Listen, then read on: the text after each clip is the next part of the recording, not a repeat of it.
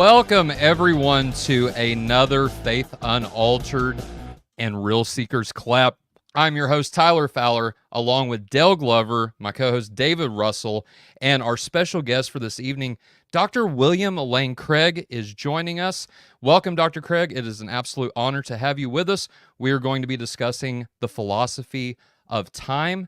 And with that being said, I just want to go ahead and get into my first question. Because I'm really excited to get this party rolling. So for those who may not know you, Dr. Craig, can you take a couple minutes to introduce the audience as to who you are, your background, and perhaps share a little bit about your own faith journey as well? Certainly.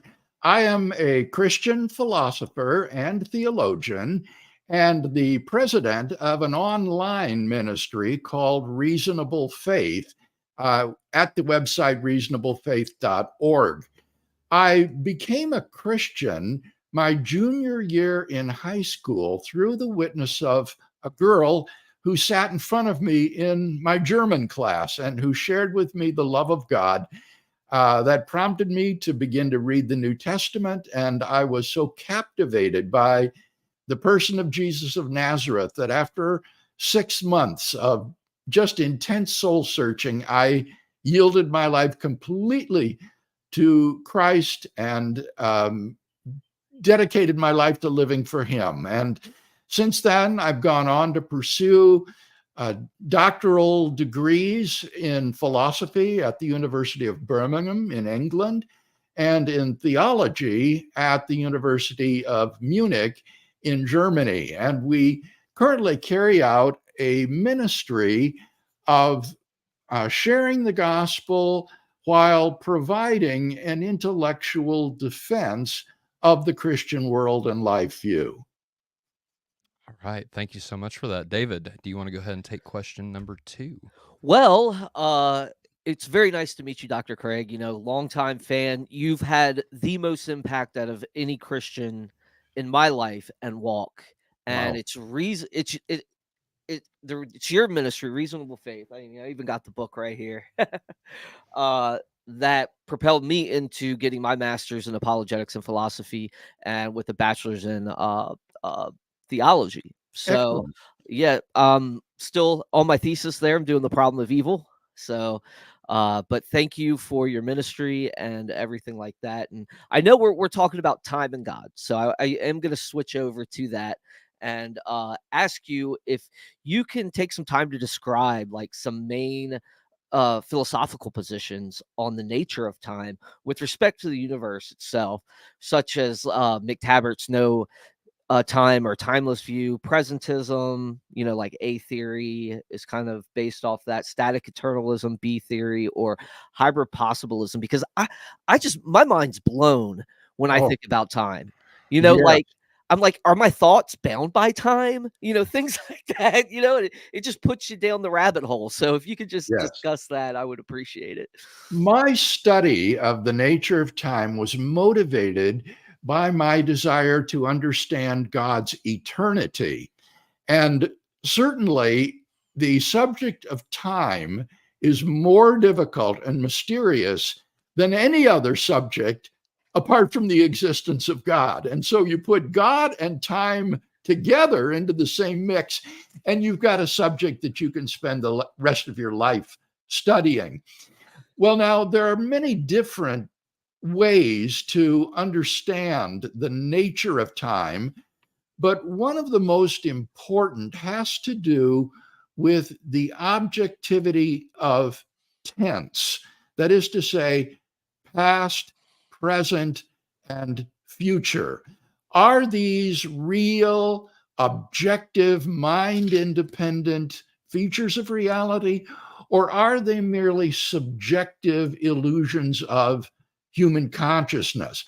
And various theories of time treat these tense determinations differently. For example, you mentioned the A theory of time. This is a theory of time that says that these tense determinations are objective features of the world, that there really is such a thing as the present moment, and that it has a different ontological status than a past moment or a future moment. and that temporal becoming is a real and objective feature of the world. Things really do come into being and go out of being. So that's the A theory.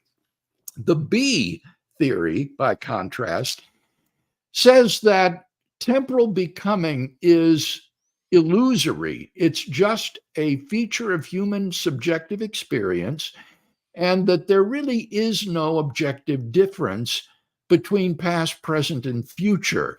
It just is a perspective of the observer. For the people in 2024, 2024 is present. But for the people in 1924, 1924 is present. And neither one of them is objectively right. It's just a matter of a person's perspective. And so on the B theory, there is no temporal becoming. All events in time are stretched out like a line, equally real, and past, present, and future just shows your relative position on the timeline. Now, you can try to merge these two together into a sort of A hyphen B theory, a kind of marriage between the two. But I and many others have argued that this is really incoherent. You cannot marry a tenseless, B theoretic ontology with the objectivity of tense and temporal becoming. Otherwise, you'll wind up with a contradiction. And it was precisely that contradiction that led the famous idealist philosopher J.M.E. McTaggart to conclude that therefore time doesn't exist, that it's all unreal. He thought that time is a fundamentally contradictory notion. So you've got the A theory, the B theory, the contradictory mixture of the two, and then McTaggart's view that time is unreal. So don't ask McTaggart what time it is. Yeah, right. Awesome. So yeah, I want to kind of go into the next question is, great. So you've kind of laid out what the various positions are. Now we want to find out, but what is Dr. Craig's position? And you are well known for taking the same theory that I do, the A theory or the presentism view. So do you want to just take some time to kind of lay out what do you think are some of the best arguments in favor of this view? Well, I think that fundamentally, the best argument for the A theory of time is the presentness of our experience. It seems to me that we experience temporal becoming and the presentness of our own experiences, and that there is no defeater that would justify being skeptical about the fact that we apprehend the presentness of our own mental experiences. Indeed, it's hard to see how we could be mistaken about the presentness of our own experiences. And this experience of presentness is manifested in our language. Tense, as most of us are familiar with it, is a feature of language. And the attempt to remove tense from language inevitably results in loss of meaning. And I think that that is simply indicative of how deeply rooted in our experience this experience of the presentness of experience is. So it would be similar to our experience of the external world. We have a powerful experience that there is a world of physical objects around us. And for that to be defeated, for us to be skeptical about the external world, you would need an enormously powerful argument that would defeat that experience. Now, if you think about it, the experience of presentness is even more powerful than your experience of the external world. For a while, you might be a brain in a vat and the external world be illusory. You cannot be guilty of having an illusion of the presentness of your own experience, because you experience a change in the contents of consciousness, which is undeniable. So even the illusion of change would itself be changing. And so I think that the presentness of our mental experiences is even more real, more undeniable, and veridical than our experience of the external world. So yeah, I do have a couple follow-up questions. One just real quick that's not on the list, just real quick. I'm kind of curious when you mentioned about it's an experience type thing. Do you think it's kind of akin to an experiential knowledge, or would you say it's kind of grounded in a properly basic belief? Oh, Yeah. I think it is a properly basic belief that is grounded in my experience of the presentness of my own mental experiences. Just as my belief in the external world is a properly basic belief grounded in my experience of the external world, so my belief in the objectivity of tense is a properly basic belief grounded in my experience of the presentness of my experience. Awesome. Awesome. All right, cool. And one last follow-up. So in your book, Time and Eternity, there, you do mention a couple of other arguments, such as the illusion of becoming, temporal becoming, and the problem of intrinsic change. But you mentioned that these count as arguments against the static eternalism or against the B theory of time rather than for the A theory. So I just wanted to get your take. Like, why do you think that these kinds of things could be used as positive arguments for the A theory in their own right, or is there a reason they only count against the B theory type deal? I think they could be used as arguments positively for the truth of the A theory.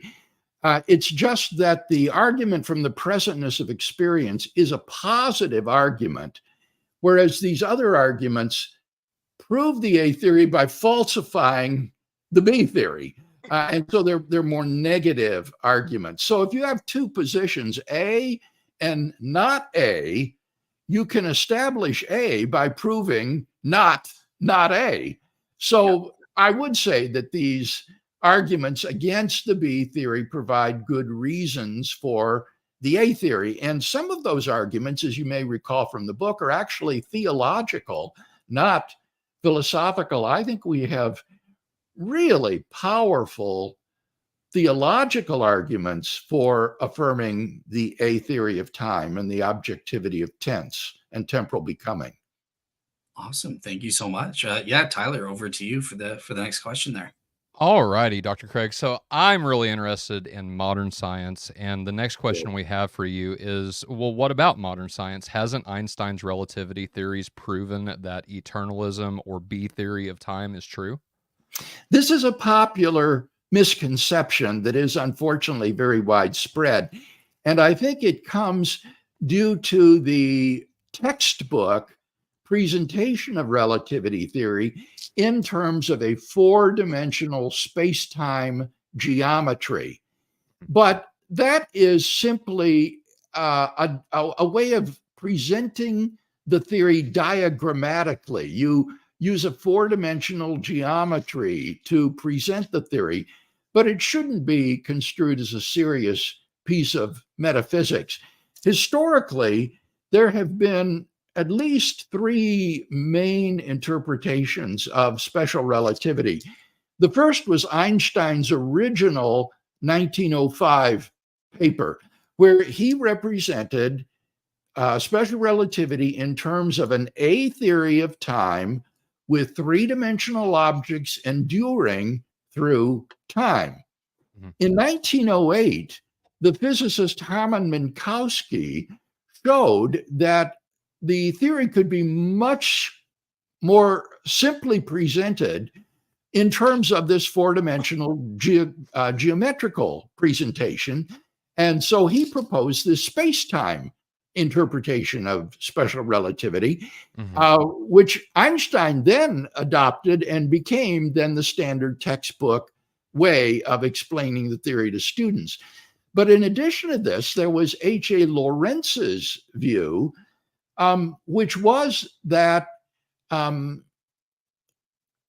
relativity is a feature of the subjective perspective of the various finite observers in space-time who are in motion relative to a fundamental reference frame. And since uniform motion affects the speed of one's clocks, that affects how different observers in motion will measure the amount of time elapsed. So on Lorentz's view, there is absolute time, absolute length, absolute motion, but these are simply undetectable by us through our measuring instruments. So those are three alternative ways of presenting the theory. They are empirically equivalent and therefore cannot be adjudicated simply on the basis of empirical evidence. Although I do hasten to add that in recent decades, there has been very dramatic evidence coming out of quantum theory that tends to support Lorentz's interpretation over Einstein's or Minkowski's. But our listeners need to understand that there are various physical interpretations of the same mathematical core of the theory. The mathematical equations are the same in every case. It's just that there are three different physical interpretations of the theory. And Lorentz's and Einstein's were both fully compatible with the objectivity of tense and temporal becoming. Very interesting. Thank you so much for that. I appreciate it. Mhm. David. Yeah. Just Go ahead, Dale. Just a very quick follow-up. We do have time, so sorry to hog the limelight, but Doctor, I am kind of interested. That was something that was interesting to me, finding out that really the reason why people prefer one interpretation of relativity over another is it's mainly philosophical in nature. But there was that aspect where you mentioned there's some empirical evidence that actually seems to favor the neo-Lorentzian view. And I forget what is it, Bell's theorem? Yes, Bell's theorem and the so-called EPR experiment.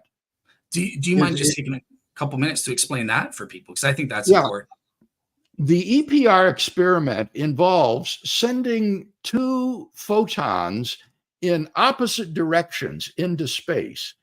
And then you perform a measurement on one of the photons. And quantum theory requires that the other photon automatically and immediately takes on the correlating value. Now, no causal signal could be propagated from the measured photon fast enough to reach the other photon, which is receding at the speed of light. And therefore, you've got a real problem here because it seems to imply absolute simultaneity. If you continue to hold to relativity theory in the face of the EPR experiment, what it implies is that in some reference frames, you would have signals going backwards in time. They would be received before they were sent, which is pathological. So in order to avoid these backward signals in time, the best interpretation is Lorentz's, to say that there is a relation of absolute simultaneity. This is disclosed in the EPR experiments, even if we cannot determine exactly what that time is. Gotcha. Thank you so much. Over to you, David, for the next question. Well, this is going to be a fun question because we've been serious to this point. So I just had this nagging question. I've been listening to Defenders for years, right? And in the beginning, it says Johnson's Ferry Baptist Church. Oh, I just have to know, is it the Johnson Ferry Baptist Church that's off of Johnson Ferry Road in Georgia? yes. I used to drive by there all the time. My family was from Marietta down there. Oh, And yeah, so like we used to drive on Johnson Ferry Road all the time. And I think that is the church that my aunt first got saved in that I went to when I was really, really little. oh, So, isn't that isn't remarkable? that something?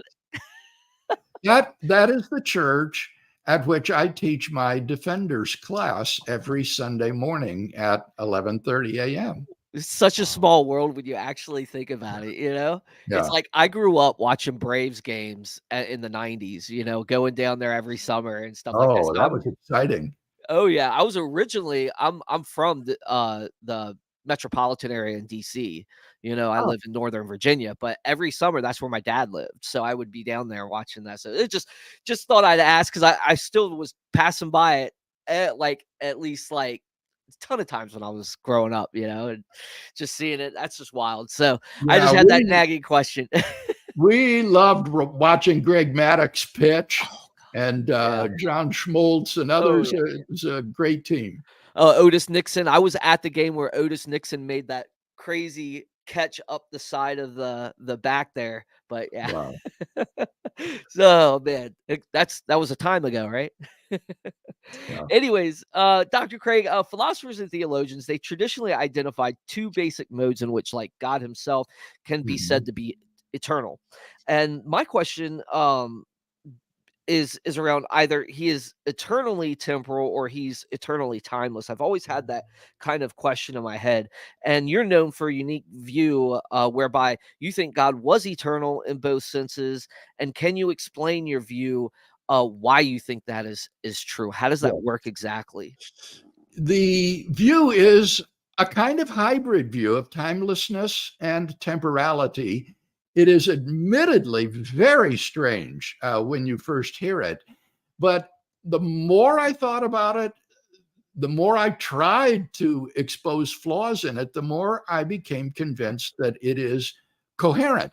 And the view is basically this, that God is timeless, existing alone without creation, but temporal since the moment of creation. So he's timeless sans creation, but temporal with creation. And there are a number of reasons, I think, that you can give. One would be that there cannot be an infinite regress of events in time. If there cannot be an infinite regress of events in time, you have to get back to a first moment of time and an absolutely first event. And since God didn't come into being at that moment, that implies that in some difficult to understand way, he must have existed beyond the first moment of time. He existed without creation in a timeless state because there were no events. This view also has the advantage of avoiding the otherwise insoluble question, why didn't God create the world sooner? If time goes back infinitely, then at any point in time, God has waited for an infinite amount of time to create the world. And why would he do that? There's nothing that could distinguish the moment of creation from any other moment in an infinite regress of moments that would make it an appropriate moment to create the world. But if time begins at the moment of creation, then that question becomes meaningless. You cannot ask, why didn't God create the world sooner? Because time begins with the first event, with the creation of the universe. There is no sooner. So that's the view that I hold to, and I think is biblical and makes the most sense. I just have a quick follow-up, Dr. Craig, and if you just mentioned it, forgive me, I missed it. But can you give the main reason why you don't believe there can be an infinite regress? Or just summarize if you did Yeah. mention that? In my work, I have defended 4 arguments for the finitude of the past. The first would be the impossibility of the existence of an actually infinite number of things. Okay. You can show very easily that if there is an actually infinite number of things, this leads to all sorts of absurdities that I would say are metaphysically impossible. But an infinite past would involve an actually infinite number of things, namely an actually infinite number of events. Mhm. And therefore, there cannot be an actually infinite past. Mhm. Another argument would be that even if you could have an actually infinite collection of things, such a collection could not be formed by successive addition. You cannot form an infinite collection by adding one member after another, one at a time. Sometimes this is called the impossibility of counting to infinity. For any number you count, you can always count one more before you arrive at infinity. And so you never reach infinity.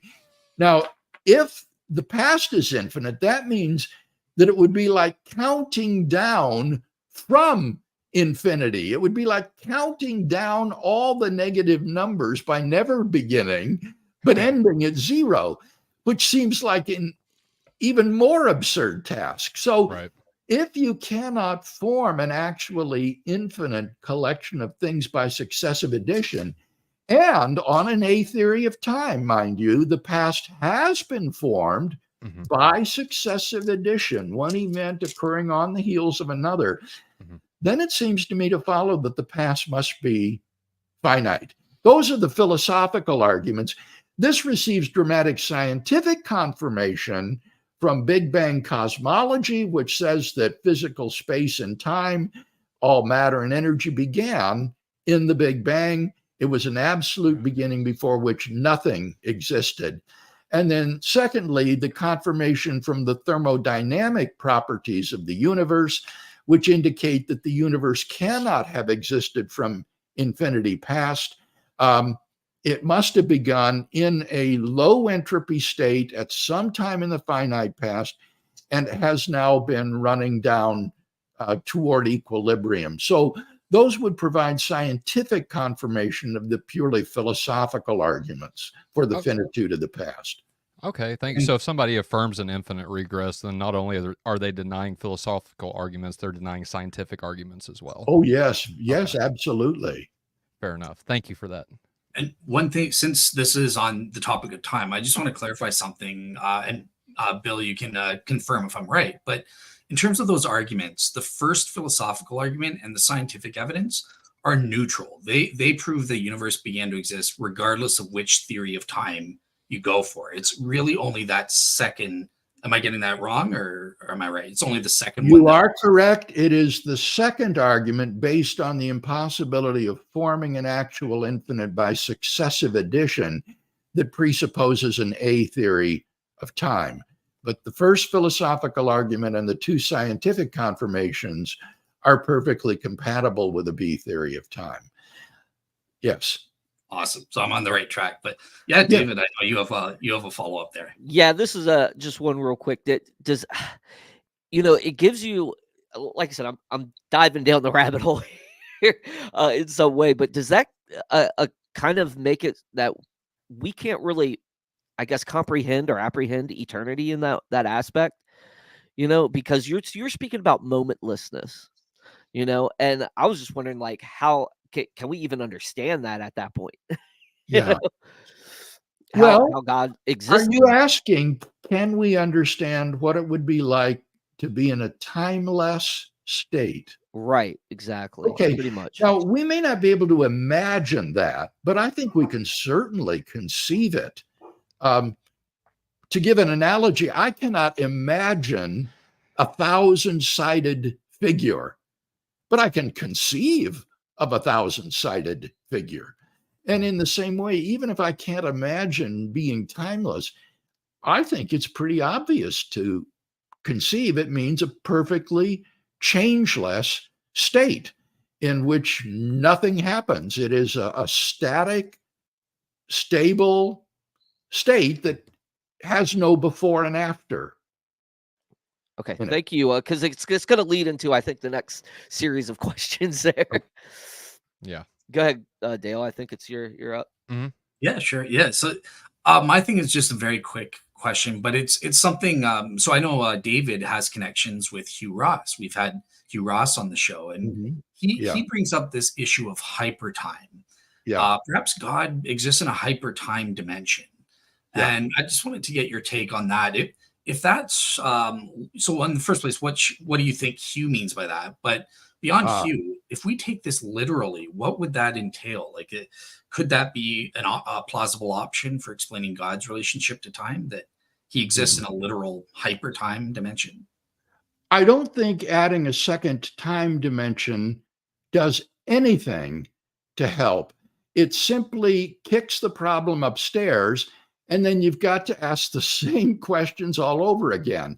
Is hypertime tensed or tenseless? Is it an A theory or B theory of time? Did it begin to exist, or is it infinite in the past? And the whole debate replays itself over in the hyper temporal dimension. So I think that the postulation of hypertime is metaphysically gratuitous, and it doesn't accomplish anything. It doesn't augment our explanatory power at all.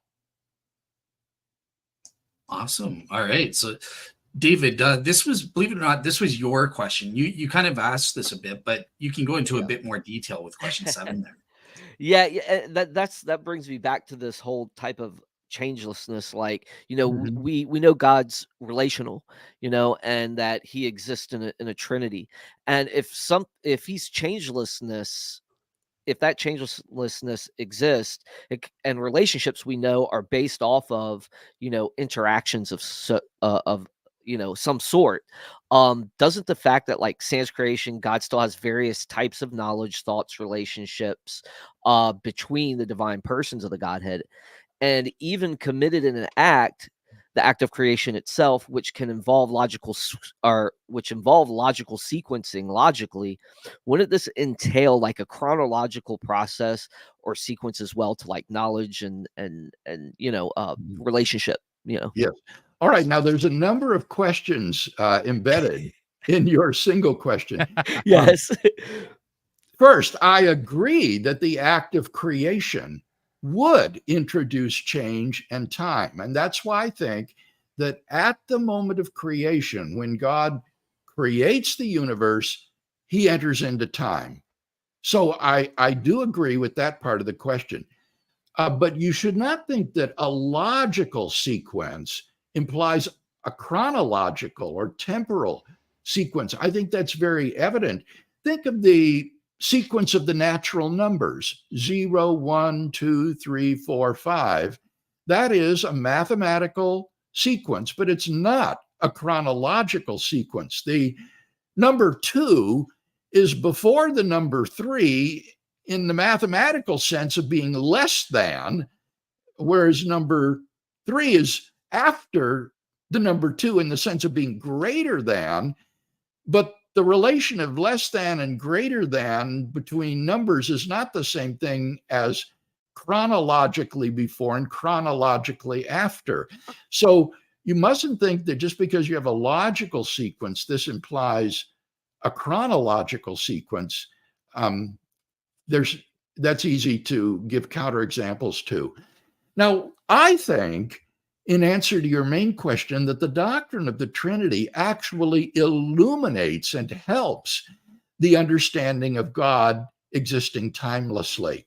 The biblical picture of God without creation is not that God is a lonely person all by himself, twiddling his thumbs, waiting to create the world. Rather, in the fullness of the divine life, God is tri-personal, Father, Son, and Holy Spirit, in a relationship of mutual knowledge, love, and will that is changeless and perfect, and therefore need never change. There is a complete interpenetration of the three persons of the Trinity in terms of mutual knowledge, love, and will that exists timelessly. And a human analogy for this would be when we think of two lovers who sit just staring into each other's eyes, saying nothing, and we sometimes say they were lost in that timeless moment.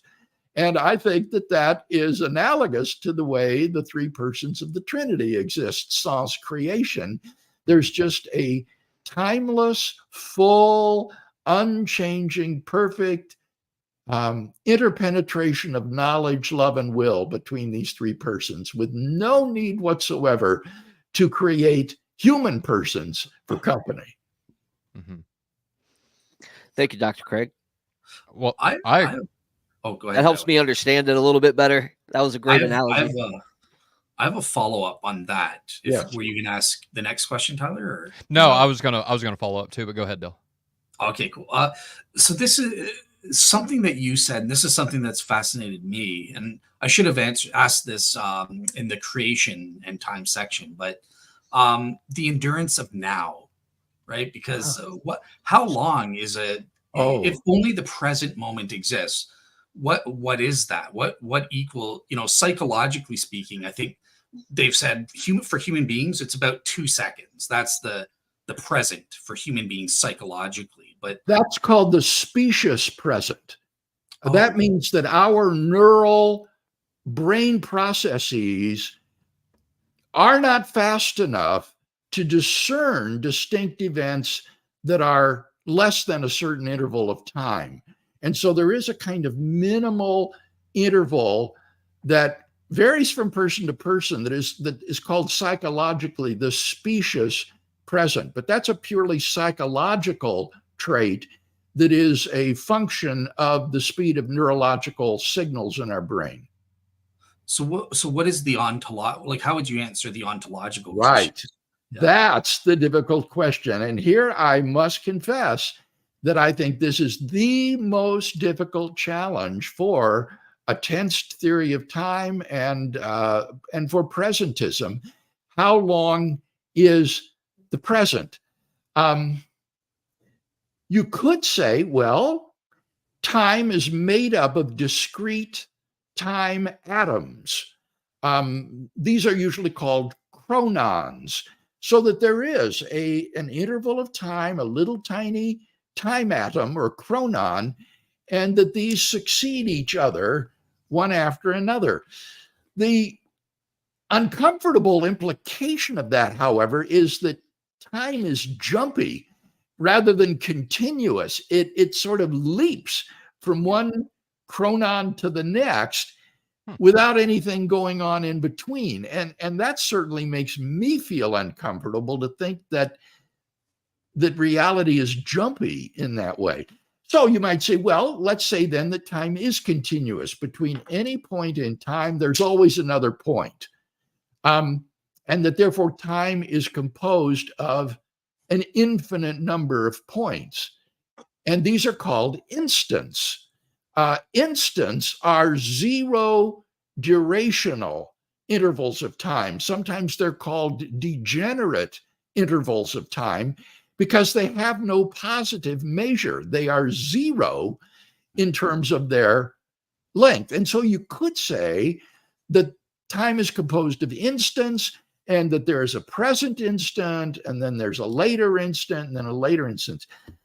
The difficulty, I think, with that view is that it seems impossible to explain temporal becoming because there cannot be a succession of instants because instants have no immediate successor. Between any instant and another instant, there's always an infinite number of intermediate instants. And so if you ask, what is the instant after the present instant? There is no answer to that. It's an open interval with the present instant as a boundary. And this is the stuff of paradoxes of motion. Like, for example, at what point does someone leave the grocery store and go outside? Up to that boundary line, he is always in the store. But if he crosses the line, then he's outside the store. So when does he leave the store? Well, there is no instant at which he leaves the store. Any instant will either be outside the store or it will be an instant inside the store, but there is no instant at which he leaves the store. So this idea that time is composed of instants is really difficult. So here's my tentative solution. I think it's pretty good, but I'm not going to die on this hill. And that is this: the expression, the present, is malformed. It is meaningless. You always have to specify what you're talking about as present? The present century, the present minute, the present second, the present session of Congress, the present inning of the ball game. In other words, the expression the present is incomplete and therefore has no referent. You always have to specify the present what. And once you do that, then it is very easy to answer the question, what is the duration of the present? The present minute is 60 seconds long. The present hour is 60 minutes long. The present century is 100 years long. So I think that if we think of the notion of the present as a grammatically incomplete expression, it only refers to something when you fill in the present blank with some sort of a referring term. Wow. Awesome. So before I just go to, I'll Wow, just say that's this. huge. So what do you think of that? What do you think of that solution? That's deep. I will tell you this, Craig. This will make you happy, Bill, because I copied your idea. I took a grad seminar on Parmenides, the Plato, in historical philosophy, and I submitted this to my professor, and I got an A. So that said something. So there's merit to it, right? So good for him. but yeah, Tyler, I know you had a follow up. So yeah, over to you. Yeah, just to go back, and this won't be as deep, I promise, but just to go back to what you and David were discussing, Dr. Craig, about logical sequencing and in telling chronological process. So I've actually brought up, we've had Warren McGrew and Dr. Alan Rhoda both on the show before to discuss dynamic omniscience or open theism, and they brought up the fact that, action involves chronological sequence, and I asked them, well, the Nicene and Constantinopolitan Creed talk about Jesus being begotten of the Father, and it seems like that is an act, that begetting is an act, and yet that wouldn't involve chronological sequence, because it would seem like Arianism is entailed if that were the case. I was just curious what your thoughts are about God begetting. I think you're absolutely correct about that. For those who want to affirm the Trinitarian processions, these are surely not temporal processions like water running out of a spigot. This has to be a timeless procession. And that's exactly what the creeds affirm. They say of the Son, begotten of the Father before all ages. So they are thinking here of a timeless procession of the Son from the Father and the Spirit, from the Father and the Son. Now, I know at least Rhoda is Catholic. What did they say in response to your question? So Warren said, and now I think Rhoda has actually changed a little bit. So he affirmed that he was more on the Orthodox side of things now. But yeah. But Warren would have said that begetting is more of an eternal act. And I don't think that's necessarily correct. So he might have misspoken whenever he said that, because it seems at that point he would have said that, or what he would have meant anyway, is that God the Father is always begetting Jesus, and that's just not what the creeds affirm. You can't use the word eternal. That's inherently ambiguous. The question is it eternal in the sense of timeless, which is the classic understanding, or is it eternal in the sense of omnitemporal, that there's been an infinite regress of events in the begetting of the Son? Right. And I would just affirm, that it's this act does not entail chronological sequence. It can't be, because, like you said, infinite regress, and then Arianism would be the only valid interpretation at that point. Well, it would certainly make the Son look like a creature, wouldn't it? Very much so. All right. Thank you for that. You know what's really interesting though is, like, when we're talking about the logical sequencing and stuff, that the last question I had, it kind of puts I look at it, and this was an analogy that I always tried to do to Dr. Craig, is to look at it like inflation, as inflation kind of like expands and making reality. That's how the time thing that you and Dale were talking about, like, is the guy outside the door, or is he still inside the thing? And it's like, that's kind of how I would see it. But even that breaks down at some point, So it just really blows my mind how deep this stuff can go. Yes, yes. These are deep, deep paradoxes that have puzzled people for millennia, actually. But I think that the distinction between a logical order of things Mhm. and a chronological order of things is quite clear. And this is clear to theologians. For example, Reformed theologians will often talk about the logic of God's decrees. This is the debate between supralapsarianism and infralapsarianism. Is God's decree of election logically prior to his decree of the fall?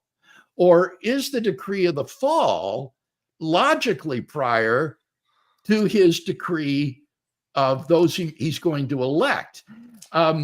They're quite different in terms of Right. their logical relations, but no one would think that the order of these decrees is chronological. That first God Right. issued one, and then a little while later Yeah. he issued the other. Right. Right. Right. And that's what I've always said to people, like, for just from my because I haven't dug into the time stuff. It's always been, I've been on other things, but the aspect of um omniscience and time and how they work together is probably one of the biggest things that created this whole divide about Calvinism and Molinism and stuff like that. What do you think? You think that could be a possibility? Um, I well, there are those who think that if you believe in an A theory of time, that then it's impossible for God to foreknow the future. Because they are presupposing a model of divine cognition that I call a perceptual model of divine cognition. That is to say, God looks into the future and sees what is going to happen. And this model is explicitly expressed when people talk about God's foreseeing the future rather than foreknowing the future. And I think that perceptual model is quite mistaken, that we shouldn't think of God's cognitions in terms of perception. Rather, we should have a conceptual model in which God simply has essentially and innately the property of knowing only and all true propositions. And there are true propositions about the future, ergo, God knows only and all true future tense propositions. And so that gives him foreknowledge. It has nothing to do with looking into the future and seeing what's going to happen. Absolutely. Awesome. All All right. right, Dale, I'll kick it to you. Oh yeah, I think Tyler has one last question, but we Yeah. do have lots of audience questions, so I do want to make sure we have some time. We do have a 1 hour limit, just so the audience knows. So after this, we'll try to get to as many audience questions as we can. Right. All right. And keep in mind, audience members, if you super chat us the question, those will take priority over all the other questions. So if you want your question answered, super chat us. You can do that by clicking the dollar sign down at the bottom of the video and just follow the on-screen instructions from there. So okay, Dr. Craig, my last question is, and it really goes hand in hand with what we've been discussing now. We're going to actually have Warren and Dr. Rhoda back on the show to discuss the scriptural proofs for dynamic omniscience and open theism.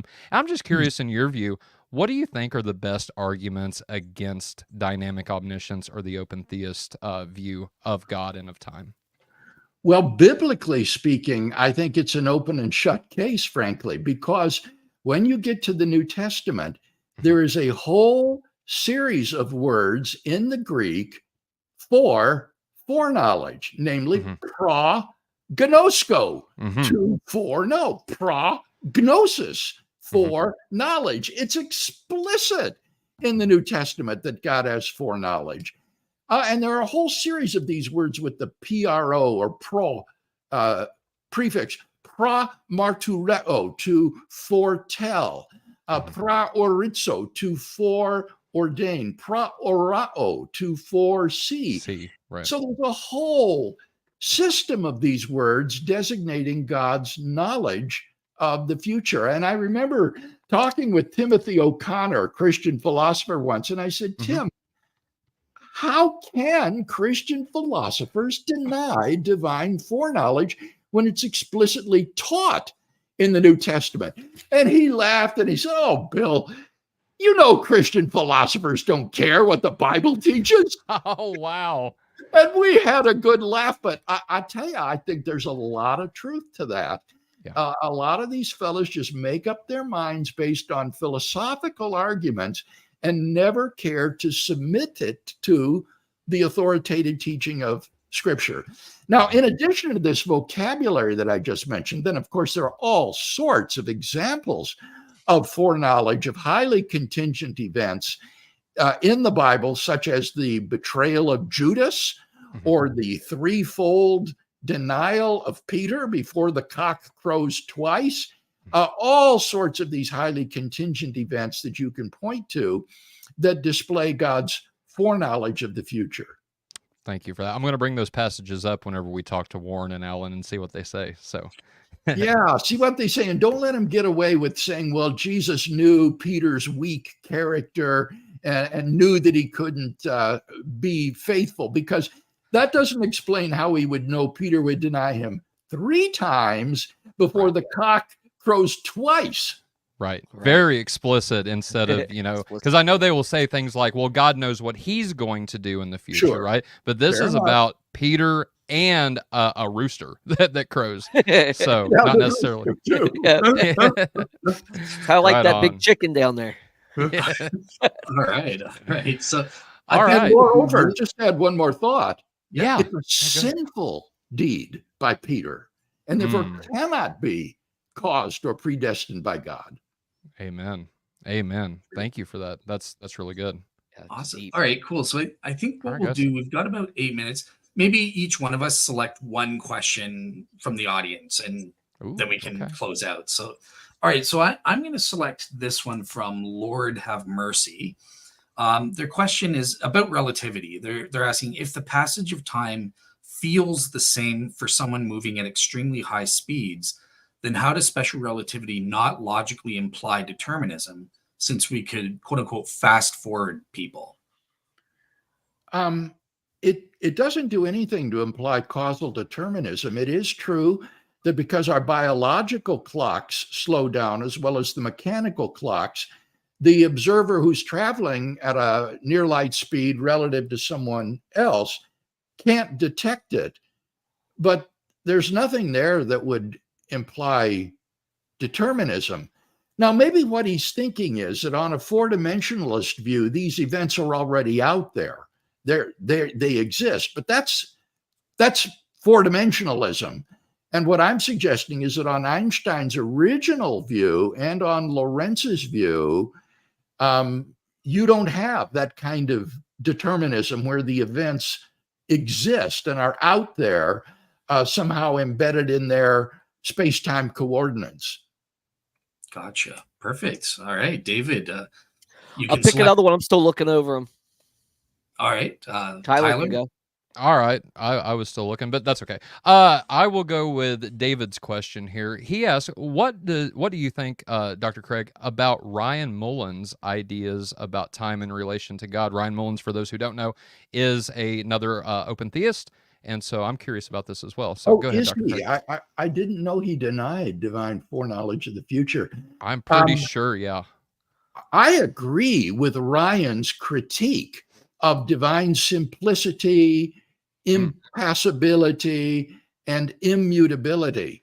But if you read his book, he doesn't present any arguments against divine timelessness as such. He thinks that these attributes come as a package deal. And so if you refute simplicity, immutability, and impassibility, you've refuted timelessness as well. And that's simply incorrect. These attributes are not mutually entailing. And therefore, he needs to present independent arguments against divine timelessness. And I'm not aware that he's done so. I've interacted with him in print. We've published articles responding to one another. Sure. And I don't think that he has had any compelling objection to the view that God is timeless sans creation and temporal from the moment of creation. All right. We're going to try to get him on as well. And so if he Yeah, does good. decide to come on, I'll ask him about it. All right. Thank you for that. David, over to you, brother. All right. Is time meaningless without, this is from Mr. Jetty 89. Is time meaningless without the particles able to measure it? Some people think that time only advances when the wave function collapses again and again, but not really between those moments. I think that the greatest physicist of all time, Isaac Newton, correctly distinguished between metaphysical time or time itself and our physical measures of time. And too often in secular thinking, these are collapsed together or conflated. And the use of clocks or measuring devices or particles to define operationally time and temporal sequence at best concern what I'd call physical time, time as it plays a role in physics, but it does not define time itself, which I think is a metaphysical entity, which God experiences and knows, and that physical time is merely the effort of us poor, finite observers to do the best we can in providing physical measures of time. Awesome. Very All well, right. Dale. Yeah, cool. So I think that does it. I'm going to stay within the promised limits of the show. So I just want to say thank you so much, Dr. Craig, for coming on. Obviously Yeah. Tyler and David have already expressed how much you meant to them. You've meant a heck of a lot to me too, in terms of your research. It's been tremendously beneficial, and I've kind of stated on the show, I wouldn't be alive today if it wasn't for your teachings on Molinism. There was a time I was an agnostic, and I needed to understand how God providentially works out the ultimate purpose for our lives. But yet there are these terrible things that happen in our lives and stuff like that through free will. So, yeah. Well, thank you so much. I don't know that I have ever been interviewed on the subject of God and time. And yet this is a subject that I am enamored with. And so I Wow. was very glad to accept this invitation. And I have enjoyed very much the conversation that we've had today. Yes, and thank you, Dr. Greg. Again, like 90% of these books back here, you're in about 90% of them. So you did have a great impact on me and Dale, I know, especially, and even Tyler. So again, thank you so much. And we'd love to have you back and talk about this even further, because Let's do it. it's such a deep subject, and I think that Christians need to hear it. Out of curiosity, Dr. Craig, if we set up kind of like a discussion, so like with another expert, would you be up for that on the issue? Sure, I'd be happy to. Awesome. That'd be Set it up. absolutely. Cool. All right. All Well, right. that said, that's it for our show. Coming up, we do have is it Dr. David? It's your show. Yes, Dr. Clay Jones of On the problem Biola. of evil. He's coming on about the problem of why God allows evil. And we're going to be talking about that because my thesis is on that, and I'm doing a philosophical theological response in mine. So I think it's got to be balanced, because my whole thing with that, and even Dr. Craig, you may want to say something to this, is that, with the problem of general theism that the atheist uses to argue against God, I don't believe you can actually argue from a general theism, because for the same fact is you're taking from a specific tradition when you do that. So I'm trying to add a theological response to the problem of evil as well, and incorporating the philosophy. Yes, I understand. Okay. All right. Awesome. Well, I'll look forward to being on the program again someday in the future. Yes, sir. Thank you. All Thank right. you. Bye. Thank you, Dr. Craig. Bye, Have a guys. good day. All right, y'all. That wraps it up. And with that being said, we also have a lot of videos coming up in May. Clay Jones is coming on May 3rd, as David said. May the 10th, then we have Warren McGrew, Idol Killer, coming back on with Dr. Alan Rhoda to discuss what we were just discussing at the end there. The scriptural evidences for dynamic omniscience, aka open theism. And by the way, so since we do have a little bit of time, let me see. Somebody, AES had said that that Dr. Ryan Mullins affirmed Molinism. Well, he just did a show with Idol Killer, so Warren, about why Molinist and Reformed Calvinist and Reformed everybody else should actually affirm dynamic omniscience. So with that being said, I think he may have changed his mind if he came out. I don't know. Can you affirm dynamic omniscience and still be a Molinist? I don't think so. I don't think so. I would have to think I would have to think a little bit more into it, but I agree. So far right now, I agree. No, you're denying those. From my understanding of what Warren McGrew presented, you're denying those counterfactual, future tense counterfactual mutual freedom. So no, you can't. Yeah, and I'm just thinking like maybe there's a reason that we haven't like maybe explored yet. But as far as I know, I think you're right. Okay. Well, thank you, Awesome Lawson Clips, for the $5 super chat. We really appreciate that. And if anybody else wants to super chat us, please feel free. Or you can donate to us via PayPal, Venmo, or Cash App, and those links are in the description below. Other than Warren McGrew and Idol Killer on the May 13th, and this is going to be at 8 o'clock p.m., we are going to have Dr. Bo Branson and Father John Whiteford coming on to discuss justification from an Eastern Orthodox perspective, and we're going to have a conversation with the guys from Method Ministries. So both Lucas and Wesley. Lucas is a Methodist and Wesley is a Calvinist. Both are not both. One affirms the London Baptist Confession of Faith, and the other, I forget off the top of my head. Dane would know, but the Methodist Handbook, Doctrines and Dogmas, or something to that effect. That'll be May 13th at 7 p.m. Or 8 p.m. Eastern, open discussion format. And then on the 17th is going to be one of my favorite episodes coming up. We've got Dr. David Bradshaw coming back on to discuss what we discussed here, except from an Orthodox perspective. So God and the philosophy of time and knowledge from an Orthodox perspective. But other than that, guys, that's about all I have. Dear gosh, no. Tyler, the most important show. On 7 p.m., April 30th, on Tuesday night, with that amazing special guest, me. Dale Glover. But it is something that we've never done on Faith Unaltered, so I think it's important. We're addressing a Muslim objector who denies the crucifixion of Jesus as a historical fact based on the basis of Surah 4, Ayah 157. So I'm going to be refuting that Islamic claim.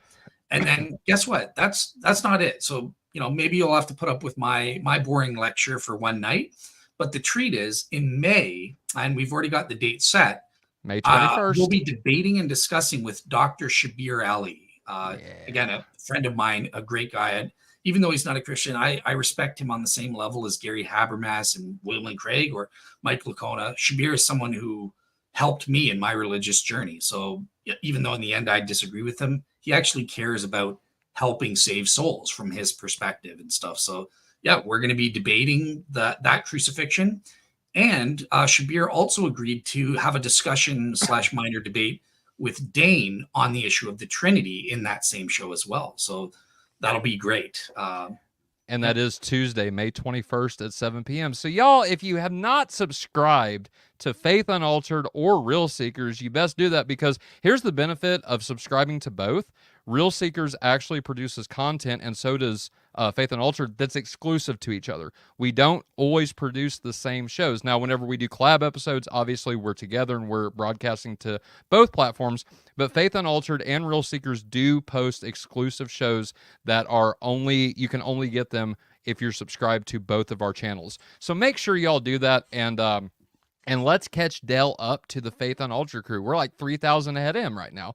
So we need to catch Dell up. So if you're subscribed to Faith Unaltered but not Real Seekers, go subscribe to Real Seekers. Dell produces a lot of good content, mainly and specifically on the Shroud of Turin. And so that's, I know you're starting to... And we had Otangelo. Hey, and Christians are better together. Yeah, I saw that. I saw Otangelo in there. Hey, Christians are better together. So just remember that with Dale and with us together, we're over 4,000 strong.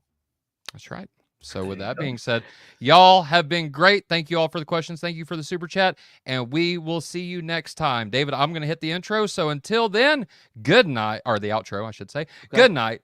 God bless, and stay like Christ.